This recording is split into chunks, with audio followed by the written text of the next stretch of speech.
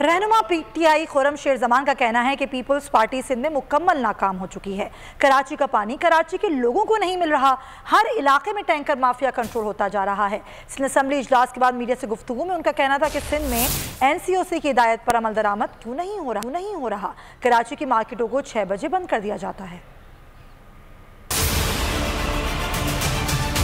कराची का पानी कराची के लोगों को नहीं दिया जा रहा है, ये पानी बेचा जा रहा है, इंडस्ट्रीज को भी बेचा जा रहा है, रिहायशी इलाकों में भी बेचा जा रहा है। ये जो तर्ज हुक्मरानी पाकिस्तान पीपल्स पार्टी की है, ये अब तकरीबन नाकाम हो चुकी है। पाकिस्तान पीपल्स पार्टी, इनकी सिंध हुकूमत जो है वो मुकम्मल तौर पर एक्सपोज हो गई है। पूरे कराची के अंदर अगर आपको पानी चाहिए तो आपको टैंकर्स के जरिए पानी मिलेगा। कौन सरपरस्ती कर रहे हैं टैंकर्स की, कौन है इनकी हुक्मरानी कर रहे हैं? पाकिस्तान पीपल्स पार्टी की बैठी हुई सिंध हुकूमत के जो मिनिस्टर्स हैं ये कर रहे हैं। अरबों रुपए कमीशन जा रहे हैं, अरबों रुपए। क्या हम नहीं जानते कराची वाटर बोर्ड के अंदर जो लोग बैठे हुए हैं, जितने ठेके हैं वो किसके पास जा रहे हैं?